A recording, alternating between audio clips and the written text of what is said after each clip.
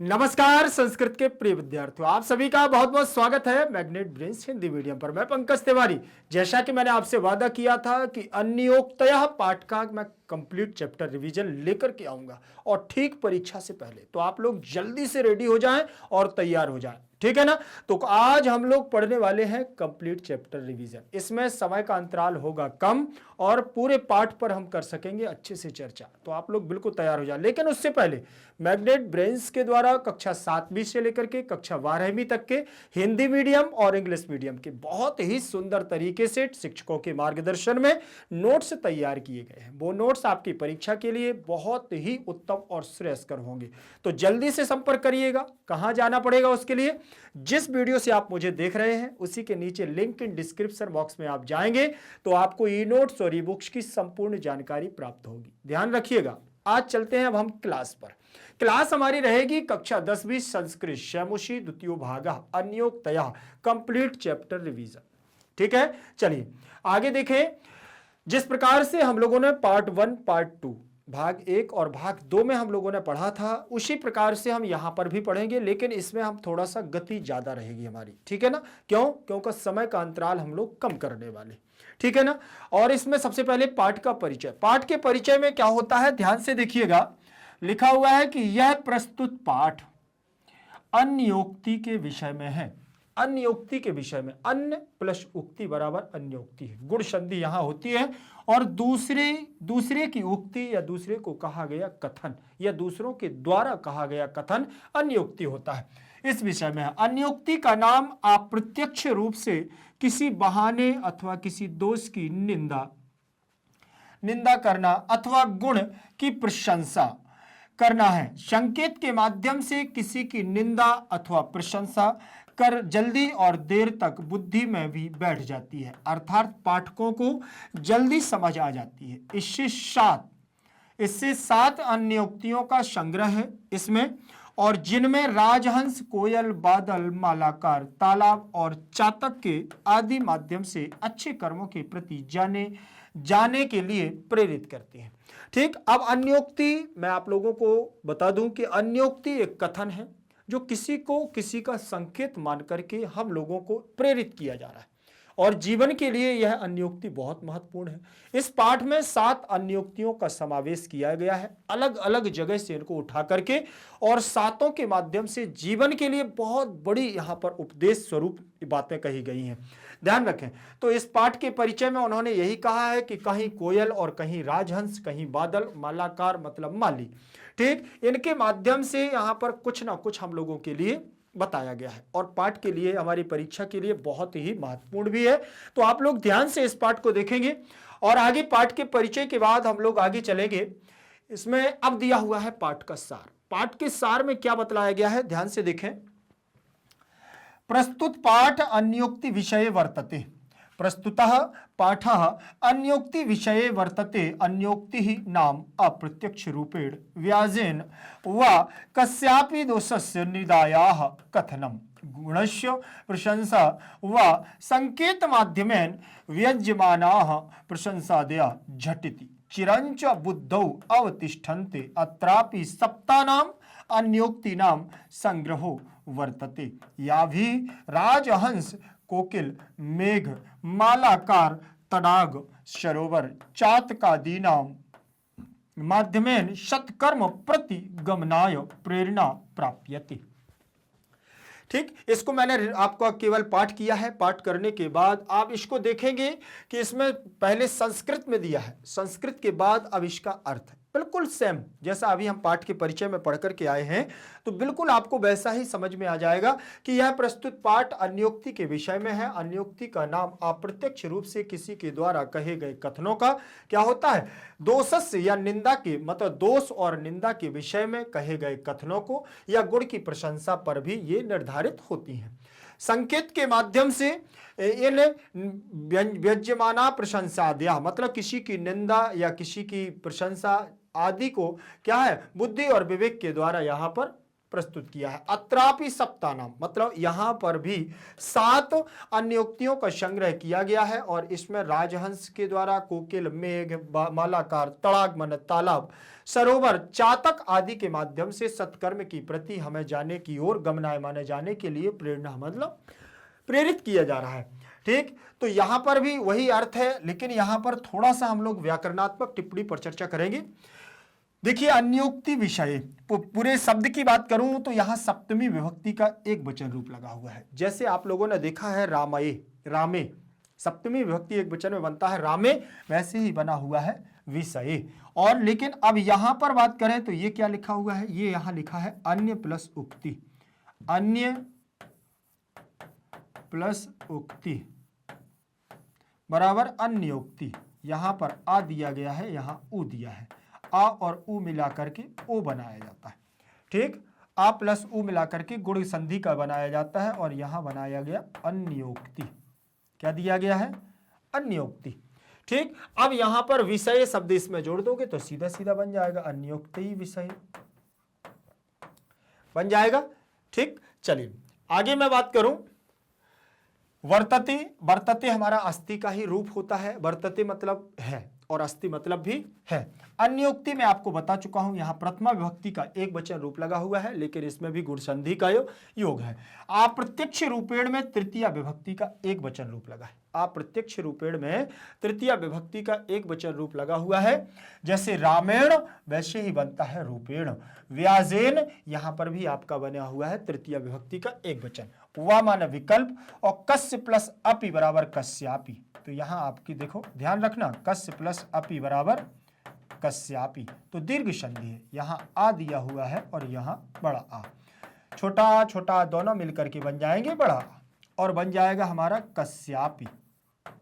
आकाश सवर्ण दीर्घ सूत्र लग जाएगा और यहां पर कस्यापि का रूप निर्धारित हो जाएगा।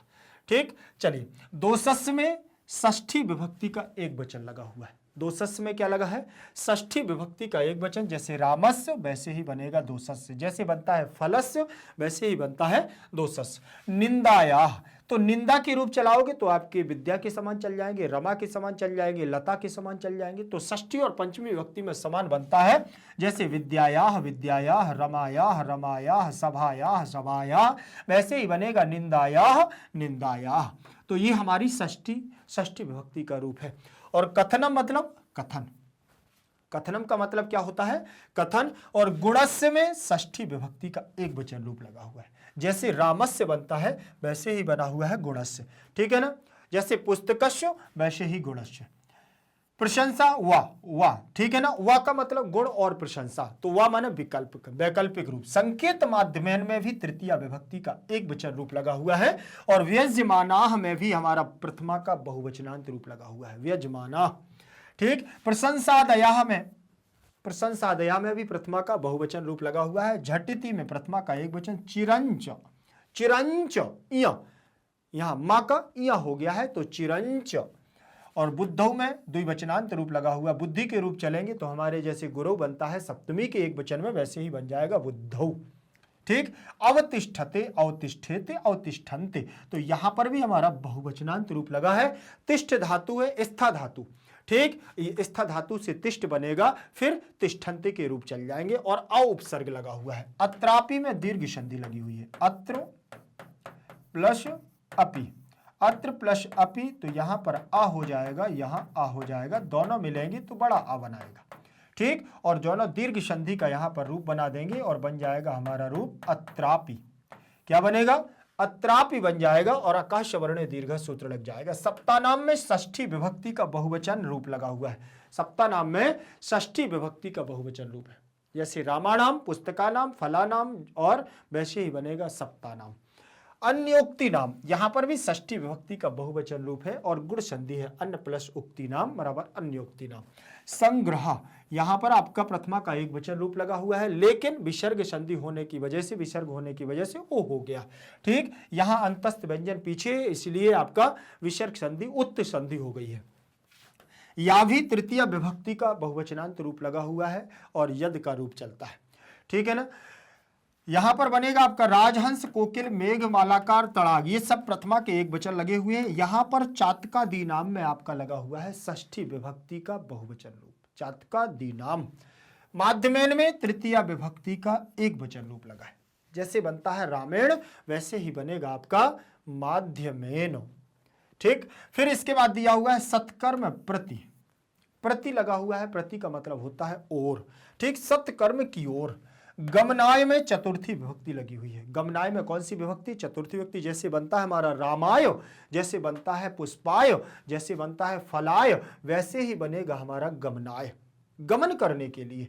प्रेरणा प्राप्यते, यहां पर भी प्रेरणा प्रेरित करने के लिए, और प्राप्यते माने प्राप्त करोगे। तो यहां प्रा उपसर्ग है और आप धातु है, कर्मवाचक की क्रिया है, इसलिए यते एते यंते रूप लगता है।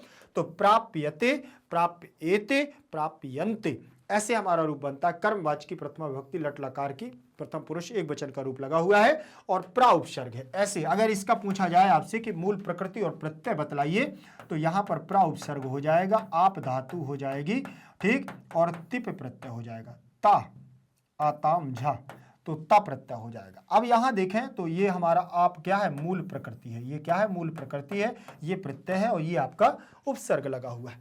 चलिए आगे मैं बात करूंगा यहां पाठ के सार के बाद अनुवाद पर। अनुवाद क्या मतलब क्या होता है? अनुवाद अर्थात किसी कठिन शब्द का एक संस्करण, ऐसा संस्करण जो हमें समझ में आ सके। तो हिंदी रूपांतरण जिसे हम अनुवाद या अर्थ के रूप में, हिंदी के रूप में कहते हैं। यह प्रस्तुत पाठ अन्योक्ति के विषय में है। अन्योक्ति का नाम अप्रत्यक्ष रूप से किसी बहाने अथवा किसी दोष की निंदा करना अथवा गुण की प्रशंसा करना, संकेत के माध्यम से किसी की निंदा अथवा प्रशंसा जल्दी और देर तक बुद्धि में बैठ जाती है। ठीक है ना? जैसे प्रशंसा कर दे, कोई आपकी प्रशंसा कर दे तो आप तो उसको महीनों तक याद रखते हो, कोई आपकी निंदा कर दे तो महीनों तक याद रखते हो। तो कथन के माध्यम से, और वो क्या होती है? बहुत देर तक बुद्धि में बैठ जाती है, अर्थात पाठकों को जल्दी समझ में आ जाती है, जल्दी से समझ में आ जाती है। इसमें 7 अन्योक्तियों का संग्रह है, जिसमें राजहंस, कोयल, बादल और माली, मालाकार, तालाब और चातक के आदि के माध्यम से अच्छे और बुरे कर्मों के, अच्छे कर्मों के प्रति जाने के लिए प्रेरित करते हैं। ठीक, चलिए आगे देखें। इसके बाद ये तो पाठ का हमारा सार था, पाठ का परिचय और पाठ के सार के बाद फिर हम चलेंगे अब पाठ पर। ठीक, पाठ में श्लोकों के माध्यम से यहां पर कवि हमको बताना चाहते हैं कि कितनी हमारे जीवन में क्या क्या चीज आवश्यक है, क्या क्या इस सूक्तियों के माध्यम से हमें सीख मिलती है। ध्यान से आपको देखना है। ठीक, चलिए इसमें दिया हुआ है सबसे पहले, एकेन राजहंसेन या शोभा सरसो भवेत नासा वक सहस्त्रेण परितः तीरवासिना। आप भी इसका थोड़ा सा उच्चारण करिएगा। जब उच्चारण आप कर लेंगे तब आपको समझ में आएगा कि हाँ कोई त्रुटि तो नहीं है, और अगर त्रुटियां होती हैं फिर आप उसका उच्चारण नहीं कर सकते। ध्यान रखिएगा, बहुत सारा अर्थ तो हमें जब तक हम उच्चारण सही नहीं पढ़ते हैं तब तक समझ में नहीं आता है। पहले उच्चारण होना चाहिए आपका सही, फिर दूसरे नंबर पर उससे बनने वाले शब्दों में हमारी संधियां, समास, उपसर्ग, प्रत्यय अलग अलग करना आना चाहिए, अर्थ अपने आप आपको आ जाएगा। चलिए देखें, एकेन राजहंसेन या शोभा सरसः भवेत् नासावक सहस्त्रेण परितः तीरवासिनः, परितः तीरवासिनः। एकेन राजहंसेन या शोभा सरसो भवेत् नासावक सहस्त्रेण परितः तीरवासिनः, परितः तीरवासिना। अब देखिए कितनी सुंदर बात उन्होंने यहां कही है, और क्या कहना चाहता है कवि कि जीवन में अगर अपनी यश और कीर्ति को विद्यमान रखना है तो हंस की भांति हमें होना पड़ेगा। हंस में कोई तो ऐसा गुण है जिसे लोग देख करके क्या होते हैं? प्रफुल्लित होते हैं, आह्लादित होते हैं, प्रसन्नचित होते हैं। क्यों? क्योंकि एक अगर हंस तालाब में आ जाए तो हजारों लोग वहां आ जाते हैं देखने के लिए, लेकिन हजारों वघुले आ जाएं तो फिर कोई एक व्यक्ति भी वहां देखने के लिए नहीं जाता। यही वो कहना चाहते हैं। कभी इस श्लोक के माध्यम से, इस उक्ति के माध्यम से, इस अन्योक्ति के माध्यम से हमें एक संकेत देना चाहते हैं कि जीवन में अगर शिखर पर रहना है तो हंस की भांति होना होगा, कि आप अकेले भी चले तो भी आपकी यश और कीर्ति विद्यमान रहे। आप जाने जाएं, पहचाने जाएं तो किससे? अपने बल पर, अपने एक किसी की सहारे की जरूरत ना पड़े। वही व्यक्ति है राजहंस। एकेन राजहंसेन, एक ही राजहंस के द्वारा, बोले या शोभा सरशाह भवेत, या शोभा सुंदरता सरशाह तालाब की भवेत होना चाहिए। एक ही राजहंस के द्वारा तालाब की शोभा होनी चाहिए। नाशा वक सहस्त्रेण, बोले चाहे ना हो क्या? बोले बक सहस्त्रेण, मतलब बक मतलब बकाह माने बगुले, और सहस्त्रेण का मतलब हजार बगुलों की आवश्यकता नहीं है। फिर बोले परितः तीरवासिना, चाहे तालाब के किनारे, चाहे किनारे पर हजार बगुले ही क्यों ना बैठ जाएं, लेकिन शोभा तो होगी किससे? एक राजहंस के ही द्वारा। तो बात समझ में आ रही है ना आपको? कितनी सुंदर बात उन्होंने एक श्लोक के माध्यम से आज हमें बतलाई है। इसमें देखें व्याकरणात्मक टिप्पणी को आराम से आप, एकेन रूप दिया हुआ है आपका तृतीय विभक्ति एक वचन का रूप। एकेन कहां का रूप है? तृतीय विभक्ति एक वचन का रूप लगा हुआ है। और जैसे बनता है हमारा रामेण, जैसे बनता है हमारा फलेन, वैसे ही बनेगा हमारा क्या? एकेन। तृतीय विभक्ति एक वचन का रूप दिया हुआ है। राजहंसेन में भी तृतीय विभक्ति का एक वचन रूप लगा है। क्या लगा हुआ है? एक वचन रूप लगा है राजहंसेन। या बोले शोभा सरशाह, सरशाह माने होता है तालाब। सरशाह का मतलब तालाब लगा हुआ है, और सरशाह में यहां पर विसर्ग संधि होना चाहिए। लिखा तो सरसों है, सरसों, ठीक है ना, सरसों।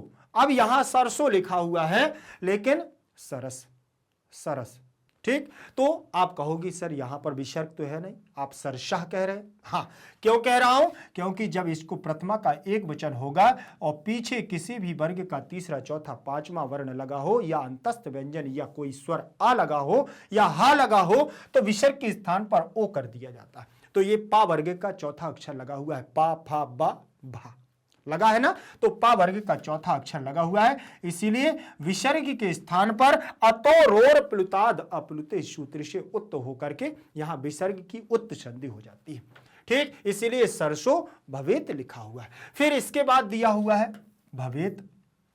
भवेत कहां का रूप है? तो यहां पर विधिलिंग लकार है। कौन सा लकार लगा हुआ है? विधिलिंग, विधिलिंग लकार लगा हुआ है। और विधिलिंग लकार हमारा चाहिए के अर्थ में होता है। किसके अर्थ में? चाहिए के अर्थ में। इससे मतलब होना चाहिए, भू धातु से, और यह हमारा भव बनता है और भव से रूप चलते हैं। भवेत, भवेताम, भवेयु, ऐसे रूप चलेंगे तो प्रथम पुरुष ये हमारा एक वचन का रूप लगा हुआ है, भवेत। फिर इसके बाद न माने नहीं, सा माने वह, वक सहस्त्रेण, वक सहस्त्रेण में भी हमारा तृतीय विभक्ति का एक वचन रूप लगा है। जैसे राजहंसेन एकेन, वैसे ही वक सहस्त्रेण। परितः, परितः यहां पर भी विसर्ग होगा। यहां सा क्यों हो गया है? तो विसर्जनीय से सह सूत्र से विसर्ग संधि के आधार पर विसर्जनीय से सह से सा हो जाता है विसर्ग के स्थान पर, ठीक। तो यहां पर परितः ध्यान रखना चारों ओर, ठीक है ना। और तीर माने किनारा, और बासीना, बासी वासी ही वासीना, बासी वासिम बासीना, तृतीय विभक्ति का एक वचन रूप लगा हुआ है वासीना। जैसे साधु बनता है ना, हरि ही हरिम हरिणा, और जैसे हमारा बनता है, बोलिए जल्दी से बताएं, कभी ही कभी कभी ना, वासी ही वासिम वासीना, तृतीय विभक्ति का एक वचन रूप लगा, ठीक। अब इसके बाद अब यहां पर आता है अन्वय। अन्वय आपसे पूछा जाएगा कि अन्वय में क्या करना है? तो अन्वय में कुछ नहीं करना होता है। अन्वय का मतलब होता है व्यवस्थित क्रम, अर्थात एक श्लोक का, एक पद्य का अर्थ निकालने के लिए अन्वय का रूप धारण किया जाता है। और जब किसी गद्य या पद्य को लिखा जाता है तो वो छंदोबद्ध रचना होती है। छंदोबद्ध रचना का मतलब यति, गति, तुक, गण आदि, लय आदि का समावेश होकर के एक श्लोक बनाया जाता है। उसके व्यवस्थित क्रम को उठा करके स्थानांतरित किया जाता है पदों को, उसे हम कहते हैं अन्वय। क्या कहते हैं? अन्वय कहते हैं। एकेन राजहंसेन, देखें यहां से एकेन राजहंसेन, अब यहां से इसको निकाल दिया, उठा लिया ना सरसा, आ गया विसर्ग, सरसा या शोभा, ठीक, भवेत परितः तीरवासिना, परितः तीरवासिना वक सहस्त्रेण शा शोभा न भवति। देखिए आ गया ना अन्वय। अब इनकी जरूरत अर्थ के आधार पर ऐसे शब्दों की जरूरत पड़ी जिसने हम लोगों को अन्वय का रूप दिया। अब यहां पर देखेंगे आप अन्वय के बाद इनकी शब्दार्थ। प्रत्येक श्लोक का हमें शब्दार्थ जानना बहुत जरूरी है। एक एक शब्द का जब अर्थ आ जाता है तो आप उसका कॉमन क्या कर सकते हैं, पूरा अर्थ निकाल सकते हैं। ध्यान से देखें, जैसे सरसा का मतलब मैंने बताया आपको तालाब, ठीक है, तालाब बताया, तो सरसा मतलब तालाब और परितः मतलब चारों ओर, चारों ओर, और बक सहस्त्रेण का मतलब होता है हजारों बगुलों से, बक सहस्त्रेण का मतलब हजारों बगुलों से, या मतलब जो, और तीरवासिना का मतलब तटवासी के द्वारा, किनारी या तटवासी के द्वारा। ठीक, आगे चलेंगे। इसके बाद अनुवाद दिया हुआ है, अर्थ देख ले, अर्थ इसका क्या है? एक राजहंस से सरोवर की जो शोभा होती है, चारों ओर तटवासी हजारों बगुलों से वह शोभा नहीं होती। तात्पर्य कवि का वही है कि एक राजहंस के द्वारा जो शोभा होनी चाहिए तालाब की, वो हजारों हजार बगुले आ जाने से भी नहीं होती है। ठीक, चलिए आगे देखेंगे। अगला हमारा दूसरे नंबर का यहां पर श्लोक होगा, दूसरे नंबर की अन्योक्ति है, और इसमें क्या दिया गया है ध्यान से देखिएगा आप। ठीक है, इसमें लिखा हुआ है भुक्ता मृणाल पटली भवता निपीतानि अम्बूनि यत्र नलिनानि निसेवितानि रे राजहंसो वद तस्य सरोवरस्य कृत्येन केन भवितासि कृतोपकारः। देखिए अब यहां पर भी उन्होंने क्या कह दिया है, आपने रीड किया, आपने पढ़ लिया, चलो अब मैं बताता हूं एक बार और, आप अच्छे से इसका रीड वो करेंगे, उच्चारण करेंगे, साथ में जरूर करना। ठीक, और अगर पढ़ने में आपको सरलता महसूस हो रही है, अच्छे से आप पढ़ पा रहे हैं, तो जल्दी से लाइक कर देना है, ध्यान रखिएगा, और शेयर भी करते जाना है, ध्यान रखना इस बात का, लाइक जरूर करते जाना है। क्यों? जब आपको समझ में आ रहा है तो आप दूसरे लोगों को भी शेयर करें। ठीक, जल्दी से। भुक्ता मृणाल पटली, भुक्ता मृणाल पटली भवता निपीतान अम्बूनि यत्र नलिनानि निसेवितानि रे राजहंस वदो तस्य सरोवरस्य कृत्येन केन भवितासि कृतोपकारः। भुक्ता मृणाल पटली भवता निपीता, भुक्ता मृणाल पटली भवता निपीतानि अम्बूनि यत्र नलिनानि निसेवितानि रे राजहंसो बदतस्य सरोवरस्य कृत्येन केन भवतासि कृतोपकारः। ठीक, अब यहां पर भी उन्होंने वही बात कही है, ध्यान से देखिएगा कि हे राजहंस, अरे राजहंस तुम्हारे द्वारा भुक्ता माने भक्षण की गई। हे राजहंस संबोधन है, किसको संबोधित किया गया है? राजहंस को, हंस को संबोधित करते हुए कह रहे हैं कि राजहंस तुम्हारे द्वारा भक्षण कर ली गई है मृणाल पटली। मृणाल पटली का मतलब कमल के डंडे, कमल जो कमल के फूल होते हैं उसके नीचे एक डंडी रहती है, उसको कमल नाल बोलते हैं, मृणाल नाल, ठीक है ना, तो मृणाल बोलते हैं उसको। और भक्षण कर ली गई है किसको? कमल की नालों का समूह को। भवतः निपीतानि अम्बूनि, और पी लिया गया हो जल। यत्र नलिनानि निषेवितानि, यत्र नलिनानि निषेवितानि, और पूरे अम्बु जल को क्या कर लिया गया हो? पी लिया गया हो, सराबोर कर लिया गया हो। तो वद, अरे बोलो तुम्हारे द्वारा सरोवरस्य तालाब का क्या क्या भवितासि कृतोपकार, अब तुम्हारा क्या कृत उपकार है तालाब के ऊपर। अब तुम भी तो कुछ उपकार कर सकते हो, तालाब भी तो कुछ उपकार कर सकता है, बताइए। चलिए अब देखें इसमें यहां पर उन्होंने भुक्ता, यहां पर भुक्ता, भक्षण करने के लिए भुक्ता बन गया है। मृणाल लाल पटली में प्रथमा का एक वचन भवतः, आपके द्वारा, निपीतानी, निपीतानी अलग हो जाएगा, अंबुनी अलग हो जाएगा, तो निपीतानी में प्रथमा का बहुवचनांत पद लग जाएगा और दोनों को मिला दिया जाएगा तो यण संधि हो जाएगी। देखो यहां पर ये डैश लगा हुआ है, मतलब ये एक ही शब्द है। तो यहां से आप देखेंगे निपीतानी प्लस अंबुनी, ऐसे बनेगा। ठीक, तो यहां पर निपीतान ना अलग हो जाएगा और ई अलग हो जाएगा। अंबुनी, अंबुनी ई के स्थान पर क्या हो जाएगा, यण संधि।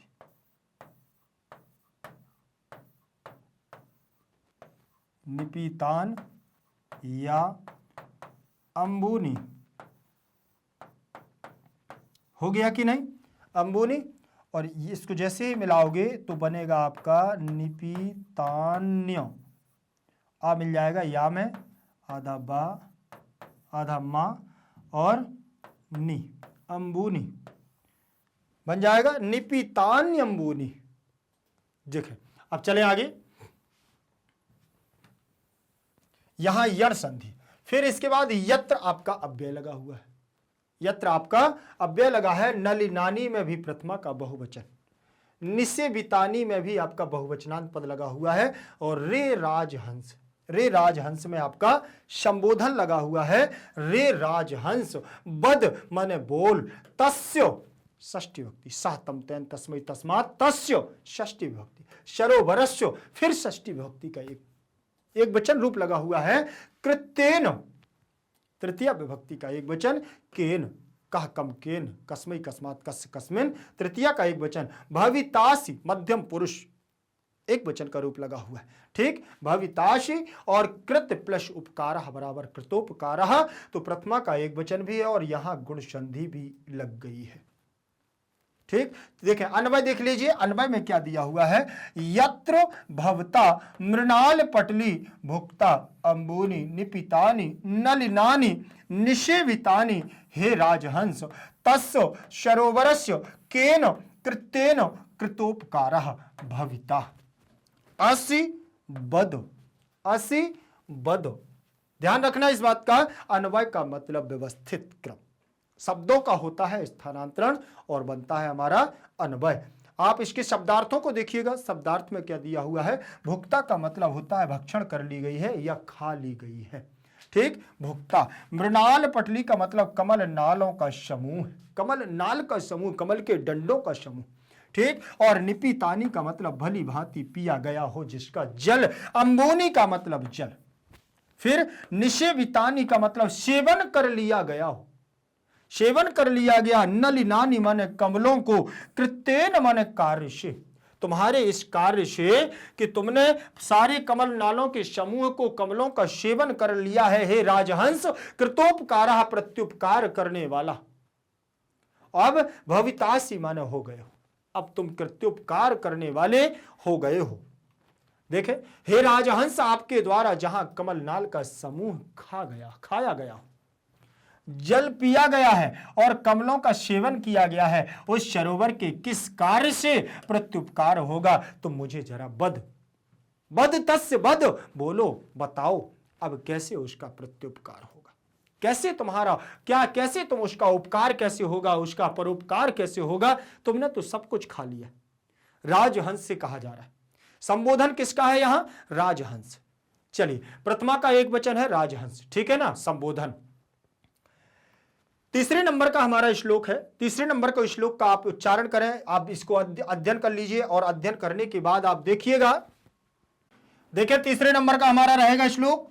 तीसरे नंबर में कहा गया है, तोयै रल पै रपि करुणया भीम भानौ निदाघे और मालाकार व्यरचि भवता या तरोरस्य पुष्टि सा किम शक्या जनयितुमिहि प्रावृष्येण वाराम धारा सारानपि विकृता विश्वतो वारि देनो। तीसरे नंबर का श्लोक हमारा क्या कहता है, ध्यान से देखें, बहुत आराम से आपको देखना है। क्यों? क्योंकि जब तक उच्चारण हम अच्छे से नहीं करेंगे तब तक सब कुछ गड़बड़ है। ठीक, तो यही रल पैरपी, देखें बिल्कुल आराम से, तो यही रल पैरपी करुणया भीम बानौ निदाघे मालाकार व्यरचि भवता या तरोरस्य पुष्टि सा किम शक्या जनयतु मिहि प्रावृष्येण वाराम धाराशारानपि विकृता विश्वतो बारिदेन। समझ में आया ना? एक एक शब्द आपको अच्छे से पढ़ना है कि तो यही रल पैरपी करुणया भीम मानव निदाघे मालाकार व्यरचि भवता या तरोरस्य पुष्टि सा किम शक्या जने तुमहि प्रावृष्येण वाराम धाराशारानपि विकृता विश्वतो बारिदेन विकृता बारिदेन। समझ में आ गया? चलिए अब मैं आपसे बात कर रहा हूं, यहां पर कितनी प्यारी बात कही गई है, कितनी सुंदर बात कही गई है। एक माली से कहा गया है संबोधन के रूप में। देखो मालाकार लिखा हुआ है और ये चिन्ह जो बना है ये संबोधन होता है। आपने राम के रूप देखे, पिता के रूप देखे, और हर चीज के आपने गुरु के, भानु के, कवि के, सबके रूप देखे, तो आपने देखा होगा लास्ट में संबोधन रहता है और ये वाला हमारा विस्मयादि बोधक चिन्ह रहता है। ये संबोधन का है, संबोधन सूचक है। इसका मतलब होता है किसी को संकेत मान करके कुछ बात कही जा रही है, तो मालाकार लिखा हुआ है। मालाकार का मतलब होता है माली। माली जानते हो, सिंचन करने वाला, एक बगीचे का देखरेख करने वाला, एक उपवन की देखरेख करने वाला व्यक्ति माली होता है। हे माली, क्या कहा गया? हे माली भीम भानौ निदाघे, सूर्य की भीषण गर्मी, तप्त के तपन से भी तुम क्या कर देते हो? तो यही रल पई करुणया, अपनी करुणा के द्वारा, अपनी करुणा के द्वारा तो यही माने सिंचित कर देते हो जल से। क्या? वे रचित भवता तरो रस्य पुष्टि, और उस पेड़ पौधे को, एक पेड़ है उसको तुम सूर्य की तपन में भी क्या कर देते हो? थोड़ा सा अल्पई रपि, अल्प माने कम जल के द्वारा भी सिंचित कर देने पर उसे पुष्टि प्रदान कर देते हो, उसको संतुष्टि प्रदान कर देते हो। फिर क्या बोले? साकिम सक्या जन तुमहि प्रावृष्येण वाराम, और धारा सारा नपि विकृता विश्वतो वारिदेनो, और वही बरसात के समय वारिदेनो, जल आकाश के द्वारा, मेघों के द्वारा धार के रूप में बहा दिया जाता है। तो फिर बताओ कैसे होगा उपकार? कौन किसको संतुष्ट कर पा रहा है? तो यहां पर पूरा सेंटेंस क्या है? सब प्रत्युपकार, परोपकार। किसकी संतुष्टि, कौन किसको संतुष्ट कर पा रहा है? आप गर्मी की भीषण गर्मी में भी आप उसको संतुष्ट कर देते हो। वही वृक्ष बरसात के वर्षाकालिक मौसम में भी संतृप्त नहीं हो पाते, संतृप्त होते हैं। मतलब इतना जल भी वह ले लेते हैं और थोड़े से जल में भी वो संतुष्ट हो। मतलब सीधा उनका कहने का, कवियों का एक ही संकेत है कि जीवन में व्यक्ति को चाहे थोड़ा मिले तो संतुष्टि रखो, ज्यादा मिल जाए तो भी संतुष्टि रखो। बहुत ज्यादा मिल जाए तो ये नहीं कि बहुत ज्यादा आ गया। कभी कभी ऐसा होता है कि इतना सारा अगर कहीं से मिल गया ना, वो कहते हैं धन मिल गया और गोलमाल कुछ मिल जाए ना, तो बोले अरे बहुत पैसा हो गया, उड़ने लगे, अब तो नीचे आ जाते हैं। हाँ, इसीलिए क्या करना? बोले संतुष्टि। बहुत विकराल गर्मी में जब पेड़ पौधों को जल नहीं मिलता तो इतने से जल से भी संतुष्ट हो जाते हैं। तो व्यक्ति को हर संभव तैयार रहना चाहिए, परिस्थिति कैसी भी हो, संतुष्टि का मार्ग अपनाना चाहिए। ये कवियों का संकेत है इस श्लोक के माध्यम से हमें समझाने का। चलिए आगे देखते हैं। आगे उन्होंने तोयई रल, देखें तोयई में यहां विसर्ग संधि हो जाएगी, तृतीय का बहुवचन, जल के द्वारा, और विसर्ग संधि है, विसर्ग के स्थान पर रा हो गया है और अल्प का आ रा में मिल गया है, इसलिए रा पूरा हो गया है। ठीक। और अल्पई में भी यहां पर भी आपका क्या विसर्ग संधि है और अपी का आ आकर के रा में मिल गया है। एक बार आपको मैं पूरा करके बता दे रहा हूं। देखो ये लिखा हुआ है तोयई, तोयई अपी, देखें तोयई अल्पई, अल्पई प्लस अपी हो गया। यहां पर ये विसर्ग, यहां पर रा उधर पर रा, दोनों जगह विसर्ग संधि, विसर्ग संधि होगी तो यहां देखो तोयई, यहां रा आ जाएगा लेकिन रा होगा आधा। क्यों? आगम तो आधा होता है ना, आगम कैसा होता है? आधा होता है। और यहां पर अल्पई का आ जाएगा तो पूरा मिल जाएगा, आधा ला और पई यहां आ जाएगा। विसर्ग के स्थान पर पुनः रा हो जाएगा, रा आधा रहेगा, अपी का आ मिल जाएगा, पूरा हो जाएगा, पी जुड़ जाएगा, शब्द बन जाएगा तोयई रलपई रपी, बन जाएगा पूरा शब्द। चलिए आगे देखें। अब यहां पर आगे शब्द दिया हुआ है करुणया, करुणया में करुणा करुणाम करुणया करुणायई, क्या बन गया? तृतीय का एक वचन। रमा रमाम रमया रमायई, विद्या विद्याम विद्या विद्यायई।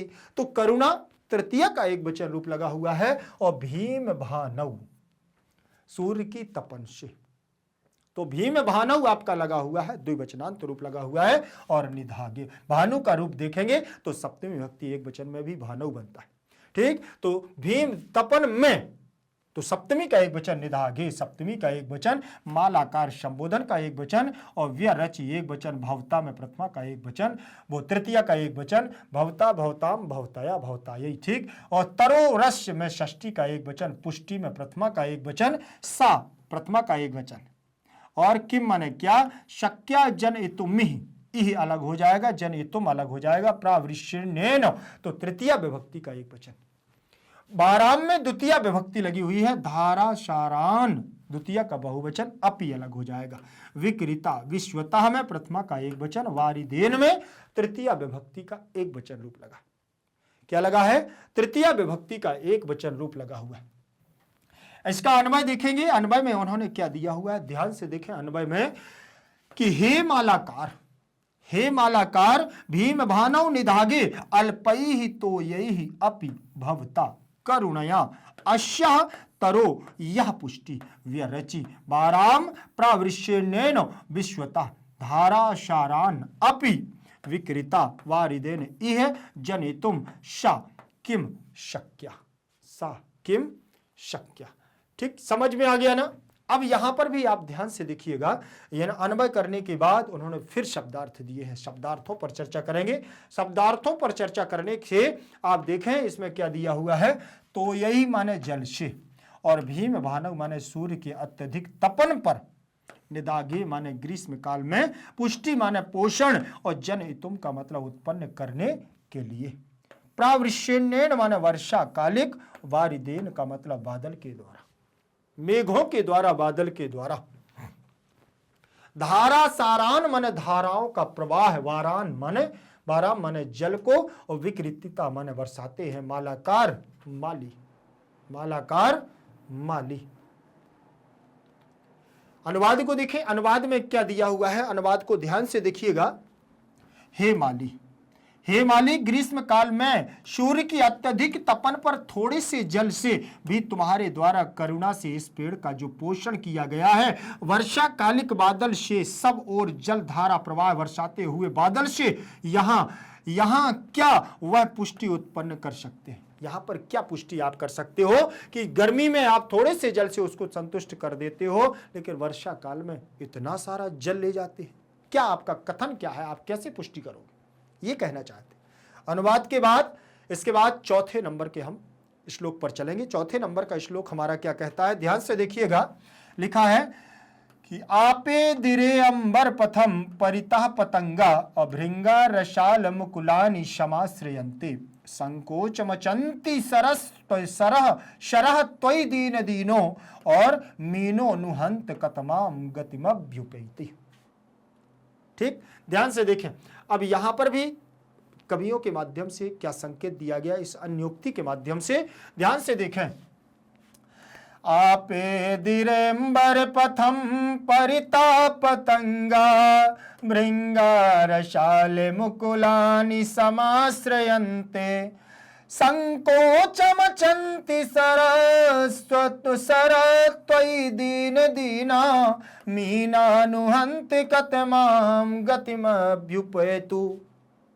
ठीक, आपे दिरेम्बर पथम, आपे दिरेम्बर पथम परितापतंगा भृंगारशाल मुकुलानि समाश्रयन्ते संकोचमचन्ति सरा त्वयि दीन दीना मीनानुहन्ति कतमां गतिमभ्युपेतु। ठीक, चलिए आगे देखें, यहां पर भी वही कितनी सुंदर बात कही है कि आपे दिरे अंबर पथम परितः पतंगा। पतंगा माने पक्षी, कीट पतंग, पक्षियों की बात की जा रही है कि पक्षियों के द्वारा चारों ओर से आपे दिरे अंबर पथम आकाश मार्ग को चुन लिया गया। क्या कर लिया गया है? आकाश मार्ग को चुन लिया गया है और भौरों के द्वारा, भृंगा का मतलब भौरे, और भौरों के द्वारा रसाल मुकुलानि समाश्रयन्ते, फूलों को अपना आश्रय बना लिया गया है। पुष्पों के रस युक्त उस क्या मुकुलों को उन्होंने अपना आश्रय बना लिया है। छिप गए हैं संकोच मचंती सरह, तालाब क्या हो गया? संकुचित होने लगा है। तब दीन दीनहा, उन गरीब दीन दुखियों, मीना माने मछलियों का क्या होगा, कौन सी गति होगी? हंत माने कतमाम गति मुभ्युपेति, कुछ कथन है आपके पास? कुछ कह सकते हो? बोले कि अब उन मछलियों की कौन सी गति होगी। देखिए जरा, आपे दिरे अंबर पथम, यहां आपकी पूर्व रूप संधि हो जाएगी। आपे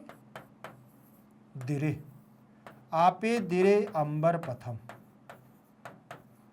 अंबर पथम आ दिया हुआ है। अब यहां एंगा पदांतः दति सूत्र लग जाएगा। एंगा पदांता दति, एंगा पदांता दति लग गया तो यहां पर आपका क्या हो जाएगा? पूर्व रूप संधि हो जाएगी। आपे दिरे अंबर, आ मिल जाएगा, अवग्रह के रूप में बर हो जाएगा, अंबर पथम। ठीक, ये आपका बन जाएगा, आ का अवग्रह रूप हो जाएगा और कुछ नहीं। ठीक, पूर्व रूप संधि। परिता प्रथमा का एक वचन, परिता माने चारों ओर, पतंगाह पतंगाह पतंगो पतंगाह तो प्रथमा का बहुवचनांत रूप लगा हुआ है। भृंगा में प्रथमा का बहुवचन रूप लगा है और रसाल मुकुलानी में प्रथमा का बहुवचन रूप लगा, मुकुलों को। और मुकुलाम मुकुलम मुकुले मुकुलानी, मुकुलम मुकुले मुकुलानी, तो यहां पर भी ध्यान रखना कि ये द्वितीय का बहुवचन माना जाएगा क्योंकि प्रथमा द्वितीय समान रहता है नपुंसकलिंग में। सम प्लस आश्रयन्ते बराबर समाश्रयन्ते, आश्रय बना लिया है समान रूप से आश्रम, तो बहुवचन। संकोप मंचति, तो लट लकार प्रथम पुरुष एक वचन, सरह तालाब प्रथमा का एक वचन, और त्वयि कहां का रूप लगा हुआ है? सप्तमी विभक्ति का एक वचन, तालाब में। दीन दीन दीना, दीनहीन मछलियों की बात की रही है, और मीना मछलियां। नु हंतो कतमाम द्वितीय विभक्ति, गतिम अलग, उपई उपैति, अभी उपैति उपैति उपैतु, तो अभी अलग हो जाएगा, तो यहां यण संधि। ठीक, चलिए अन्वय को देखें। अन्वय हमारा क्या कहता है?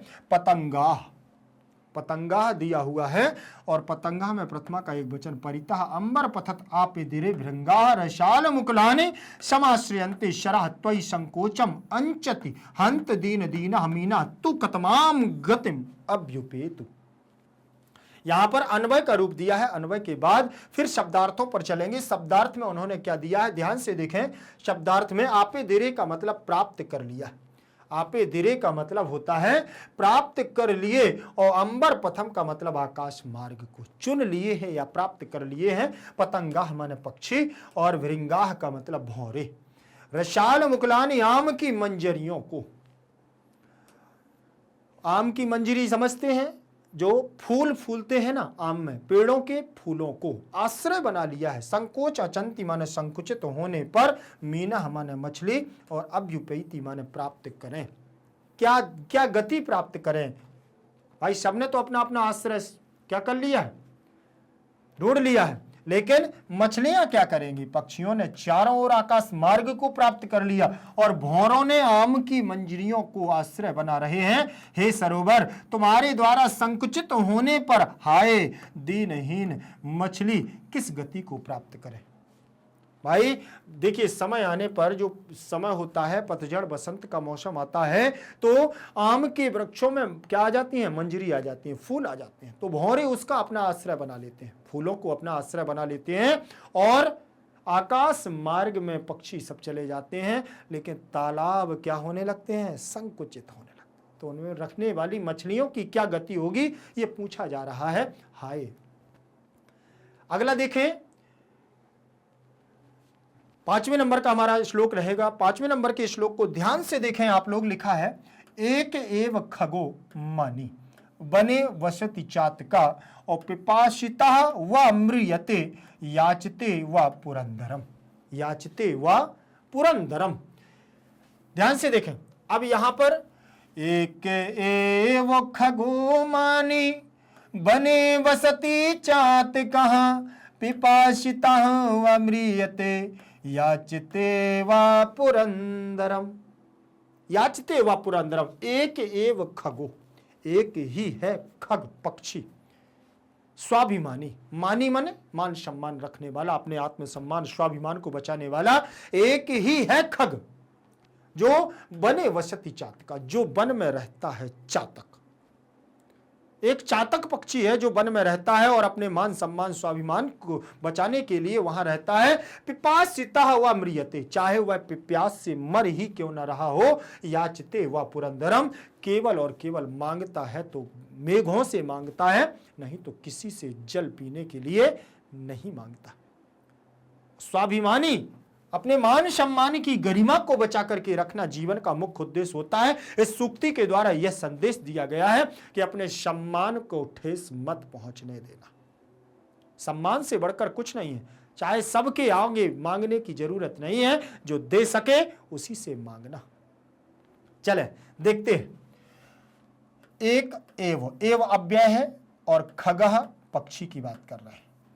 प्रथमा का एक वचन मां होने की वजह से यहां पीछे मां है ना, इसलिए विसर्ग के स्थान पर ओ हो गया है। और बने में सप्तमी विभक्ति का एक वचन रूप लगा, बने में सप्तमी विभक्ति का एक वचन, और बसति वसतः वसंती, प्रथमा लट लकार प्रथम पुरुष एक वचन का रूप लगा है। चातका में प्रथमा का एक वचन रूप लगा है, पिपासिता प्यास से, प्रथमा का एक वचन हुआ, बोले प्यास से, चाहे म्रियते मरने की बात हो जाए, याचते बोले मांगता है, याच धातु है, याचते याचेते याचनते, ठीक है।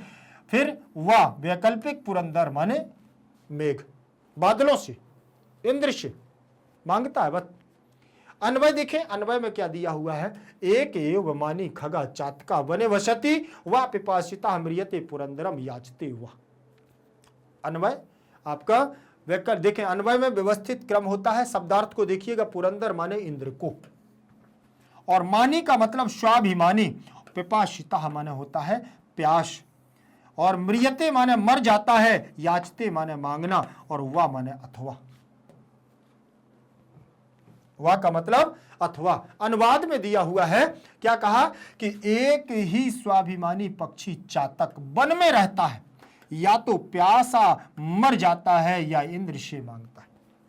या तो क्या करता है, प्यासा मर जाता है या इंद्र से मांगता है, इसके अलावा किसी से मांगता नहीं है। 6वें नंबर का हमारा श्लोक है, 6 नंबर का श्लोक क्या कहता है, ध्यान से देखिएगा। 6 नंबर के श्लोक में दिया हुआ है, आश्वास्य पर्वत कुलम तपनोष्ण तप्तम उद्यामदौ अविविधुराणि च काननानि नाना नदी नद शतानि च पूरयित्वा और रिक्तोसि यज्जलदो सैव तप्तोत्तमा श्री। देखें ध्यान से, कितनी अच्छी बात कही है यहां।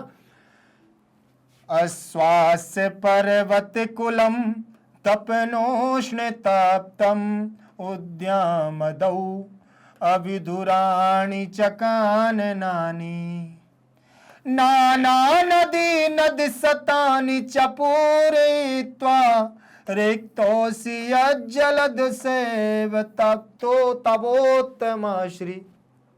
ठीक, अब देखें, अस्वास्य पर्वत कुलम तपनोष्ण तप्तम उद्यामदौ अभिदुराणि च काननानि नाना नदी नद शतानि च पूरयित्वा रिक्तोऽसि यज्जलद सेव तवोत्तम श्री तवोत्तम श्री। चलिए अब देखें, अस्वास्य पर्वत कुलम तपनोष्ण तप्तम, मतलब सीधा सीधा उन्होंने कह दिया किसको, यहां पर कहा जा रहा है यज्जलद। संबोधन, देखें संबोधन लगा है यहां, मैंने बताया ना, जहां ये चिन्ह लगा होगा उसी को संबोधित करते हुए पूरी बात कही जा रही है। हे मेघ, हे जलद, जल को देने वाले, हे जलद, आश्वास्य पर्वत कुलम, इतने बड़े बड़े पर्वत कुल के, तुम पर्वत कुल के हो, आश्वास्य पर्वत कुलम, तुम पर्वत कुलों के राजा, पर्वतों के राजा कुल के माने जाते हो। और क्या कह रहे हो, तपनोष्ण तप्तम, इतनी तपन उष्ण गर्मी में भी क्या कर देते हो तुम, उद्याम अपने परिश्रम से, अविदुराणि च काननानि, पूरे जंगल को, अपने परिश्रम से पूरे जंगल को क्या कर देते हो, और नाना नदी, अनेक प्रकार की नदी, और शतानि नद, सैकड़ों नदों को क्या कर देते हो, पूरी त्वहा, पूरा करके, पूरा कर देते हो। तुम क्या कर देते हो, अरे हे जलद, तुम तो क्या कर सकते हो, तुमने तो पूरे जंगलों को उष्ण गर्मी की, उष्ण तपती हुई जन्म से तुमने सबको संतुष्ट कर दिया, और अनेक प्रकार की नदियों और नदों को भर दिया है, और इसको भर करके तुम रिक्तोऽसि, खाली हो जाते हो, तो तुम तो खाली ही, सैव तत्तोत्तमा श्री, तुम तो खाली ही, तुम्हारी शोभा विद्यमान है, तुम तो खाली ही रहते हो, रिक्त रहते हो, फिर भी तुम्हारी शोभा विद्यमान है।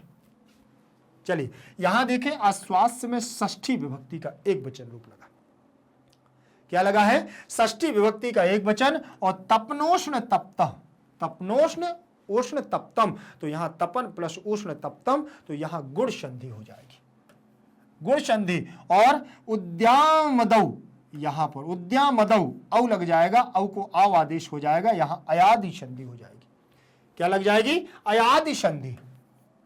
उद्याम, उद्यामदौ, उद्यामदौ अविधुराणि, अविधुराणि,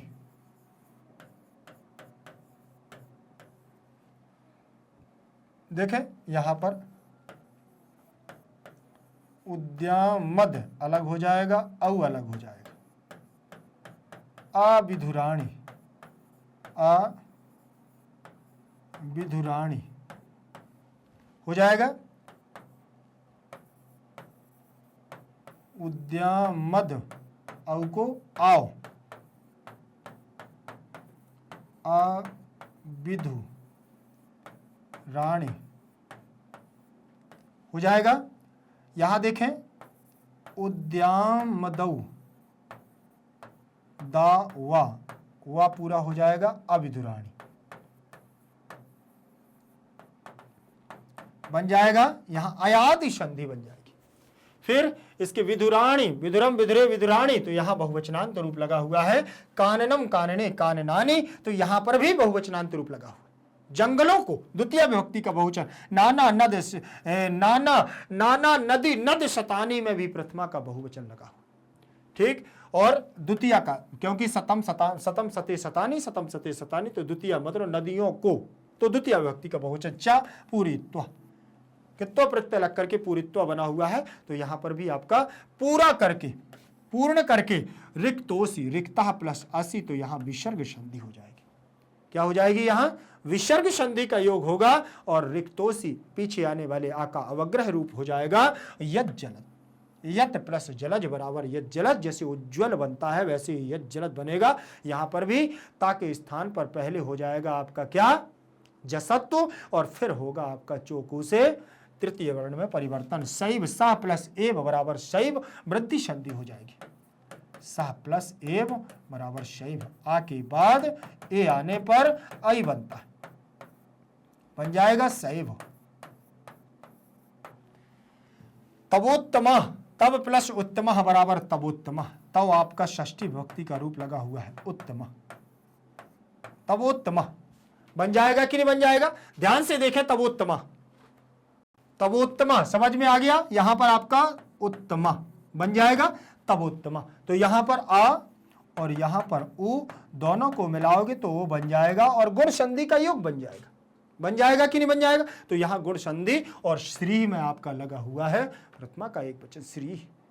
तुम्हारी तो शोभा वैसे भी विद्यमान है। अरे हे देवराज, हे इंद्र, हे राजा, हे मेघों के राज, तुम तो पर्वत कुल के हो, तुम्हारी तो वैसे भी शोभा है। तुमने तो सैकड़ों की सैकड़ों नदी नद आदि सब क्या कर दिए हैं? परिपूर्ण कर दिए हैं, जंगलों को संतुष्ट कर दिया है। तुम तो रिक्त भी रहोगे तो भी तुम्हारी शोभा विद्यमान रहेगी।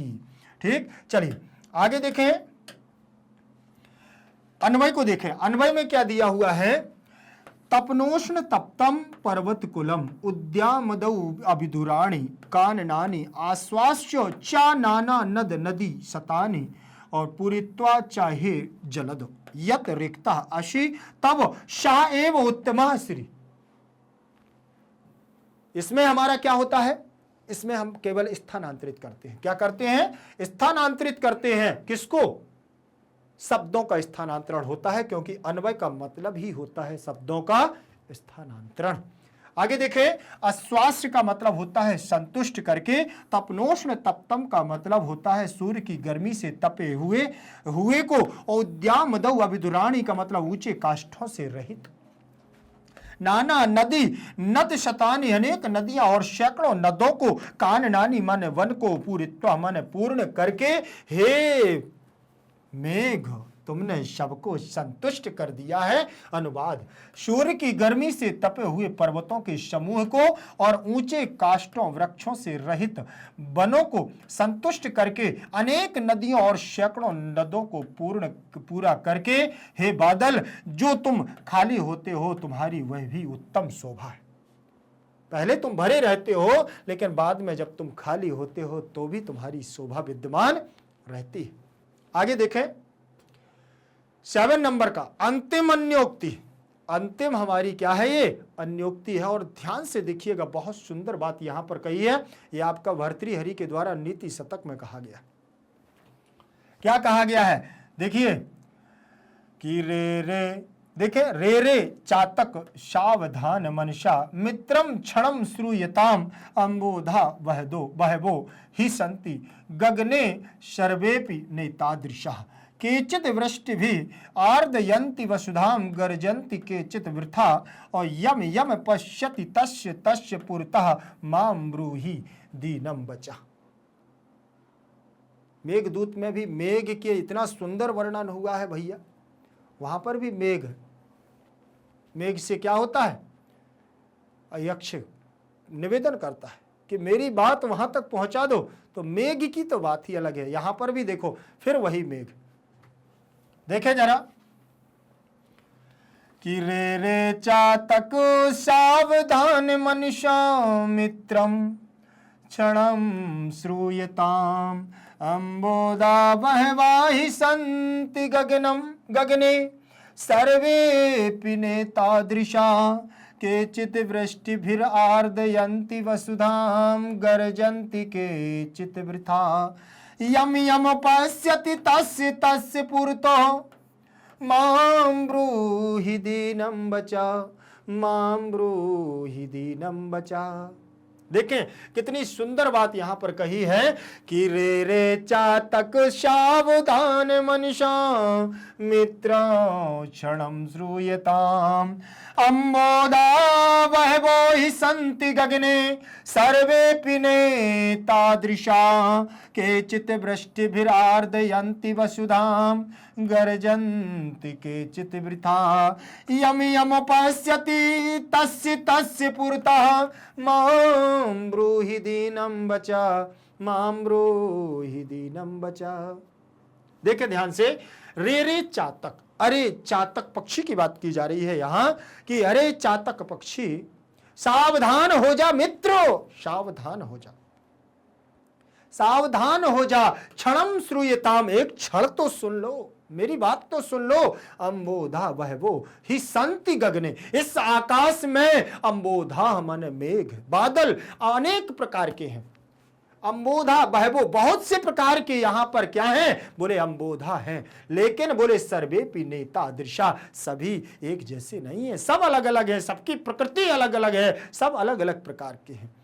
केचित वृष्टि भी आर्द्रयंती, कोई है जो वृष्टि भी माने जल वर्षा के द्वारा आर्द्रयंती वसुधाम, पृथ्वी को गीला करते हैं, आर्द्र करते हैं। और गर्जंती केचित वृथा, और कुछ तो ऐसे होते हैं कि जो व्यर्थ में गरजते हैं, कुछ गरजते हैं। और यम यम पश्यति तस्य तस्य पुरता, बोले जिस जिसको भी देखते हो उसको सबके सामने पुरतः, सबके सामने माम ब्रूहि दीनम बचा, अपने दीन दुखी, अपने गुणगानों को, अपनी इस दीन दुखी आत्मा के अपने गुणों को व्याख्यान मत करो। सब नहीं सुनते हैं, मजाक उड़ाने वाले भी कुछ होते हैं, सब नहीं आएंगे। जो वास्तविकता में तुम्हारी बात को सुने उसके सामने अपने दीनहीन वचनों को कहो। इस श्लोक के माध्यम से भी हमें यही जीवन की सीख दी जा रही है कि दीन दुखियों की, अपनी दीन दुखी भरी बातें सबके सामने मत करो। जो सुने और आपकी बातों को कद्र करे उसी के सामने कहिए, सबके सामने जरूरत बिल्कुल भी नहीं है। रेरे चातक, यहां संबोधन लगा हुआ है, रेरे चातक में संबोधन लगा हुआ है, और संबोधन का मतलब ही है चातक। ठीक, सावधान मित्र क्षणम, मित्र यहां पर भी संबोधन लगा हुआ है। और क्षणम श्रूयताम में द्वितीय विभक्ति लगी, अंबोधा में प्रथमा का एक वचन, बहवा बहुवचनांत रूप लगा हुआ है। संति अस्ति स्था संति, यहां पर भी बहुवचन। गगने में सप्तमी का एक वचन, सर्वे प्लस अपि बराबर सर्वेपि, यहां पर भी आपका पूर्व रूप संधि लग गई है। न एता दृशा, तो यहां पर आपकी वृद्धि संधि हो गई, एता दृशा, इसका आ ले लिया है और इसका ए ले लिया है, दोनों को मिलाएंगे तो आई बन जाएगा, और बन जाएगा हमारा क्या, नेता दृशा, बन जाएगा नेता दृशा। आगे चले, इसके बाद केचित वृष्टि भी, केचित वृष्टि भी दिया हुआ है ना, तो यहां पर भी आपका तृतीया का बहुवचन। और आर्द्रयति आर्द्रयता आर्द्रयंती, तो यहां पर भी बहुवचनांत रूप लगा हुआ है। वसुधाम में द्वितीय विभक्ति का एक वचन रूप है, गर्जति गर्जता गर्जंती, यहां पर भी बहुवचनांत रूप है। केचित वृथा माने बेकार, यम यम द्वितीय विभक्ति, पश्यसि मध्यम पुरुष का एक वचन का रूप लगा हुआ है, पश्यसि पश्यतः पश्यत। तस्य में षष्ठी विभक्ति, तस्य तस्य, पुरतः विसर्ग संधि यहां हो गई है। माम माने मही नहीं, ब्रूहि माने बोलो, और दीनम माने दीन, बचा माने वचनों को, सबके सामने अपने दीन वचनों को मत बोलो। अन्वय को देखिए, अन्वय में उन्होंने क्या दिया हुआ है, रे रे मित्र चातक, सावधान मनसा क्षणम श्रूयताम, गगने ही बहवः अंबोधाः सन्ति सर्वे अपि एतादृशा न सन्ति, केचित् धरणीं वृष्टिभिः आर्द्रयन्ति, केचित् वृथा गर्जन्ति, त्वं यम यम पश्यति तस्य तस्य पुरतः दीनम बचा माम ब्रूहि। और अगर श्लोक आपको समझ में आ रहा है तो जल्दी से लाइक कर दीजिए, लाइक करते जाओ, लाइक करते जाना है, ठीक है ना, ध्यान रखें। आगे देखें, इसके शब्दार्थों पर चलेंगे। शब्दार्थ में क्या दिया हुआ है, शब्दार्थ में आपका दिया हुआ है सावधान मनसा माने सावधान मन से। अंबोधा का मतलब होता है बादल, अंबोधा का मतलब बादल, और आर्द्रयंती का मतलब भिगो देते हैं, वहवा का मतलब अनेक, श्रूयताम का मतलब सुनो, और नेता दृशा का मतलब होता है ऐसे नहीं, वृष्टि भी का मतलब होता है वर्षा से, वृष्टि भी का मतलब वर्षा से, और वसुधाम का मतलब पृथ्वी को। गर्जंती का मतलब गर्जना करते हैं, वृथा का मतलब बेकार, और पुरता का मतलब सामने, व्रूही का मतलब बोलो, मां का मतलब नहीं मत, और बचा का मतलब वचन, बचा का मतलब वचन। और अनुवाद देखें, अनुवाद देखिए, हे चातक पक्षी सावधान मन से क्षण भर सुनो, निश्चय ही आकाश में बहुत बादल हैं, परंतु सभी ऐसे नहीं हैं, एक स्वभाव वाले नहीं होते, कुछ धरती को वर्षा से भिगो देते हैं तो कुछ व्यर्थ गरजते हैं। तुम जिस जिसको देखते हो उसके सामने दीन वचन मत बोलो, अर्थात सबके सामने प्यास बुझाने के लिए याचना मत करो। सबके सामने मत याचना करो, सबके सामने जरूरी नहीं है कि आप याचना करो। देखें आगे, देखिए, चलिए ये हमारा यहाँ पर कंप्लीट चैप्टर पूरा हो गया है और आज की क्लास हमारी यहाँ पर पूरी हो गई। आप लोग इसमें बहुत समय कम लिया है हम लोगों ने और बढ़िया से अच्छे से आराम से आप रिवीजन कर सकते हैं। परीक्षा के लिए बहुत ही उपयोगी है, तो मस्ती के साथ पढ़ते रहिएगा। और आपको मालूम है कि भारत का एकमात्र ऐसा प्लेटफॉर्म जो आप लोगों को 100% फ्री एजुकेशन दे रहा है। 100% फ्री एजुकेशन का मतलब ही होता है निःशुल्क शिक्षा। आपसे कोई भी रुपया पैसा नहीं लिया जाता, फिर डर किस बात का। पढ़ते रहिएगा मस्ती के साथ और मैग्नेट ब्रिज हिंदी मीडियम के साथ। ध्यान रखें। और हाँ, जाते जाते मैं आपको बता दूं कि मैग्नेट ब्रिज के द्वारा कक्षा 7वीं से लेकर के कक्षा 12वीं तक के हिंदी मीडियम और इंग्लिश मीडियम के बहुत सुंदर तरीके से शिक्षकों के मार्गदर्शन में नोट्स तैयार करवाए हैं। वो नोट्स आपकी परीक्षा में उत्कृष्ट और उत्तम अंक लाने में आपकी मदद जरूर करेंगे। तो ध्यान रखिएगा। उसका संपर्क कैसे मिलेगा, उसकी जानकारी कैसे मिलेगी, लिंक इन डिस्क्रिप्शन बॉक्स में नीचे जाएंगे तो ई नोट्स और ई बुक्स की संपूर्ण जानकारी आपको वहां से प्राप्त हो जाएगी। ध्यान रखिएगा, देर नहीं करना है। वीडियो को लाइक करते रहिएगा, शेयर करते रहिएगा और अभी तक चैनल को सब्सक्राइब नहीं किया है तो चैनल को सब्सक्राइब कर लीजिएगा। जयतु संस्कृतम, जयतु भारतम।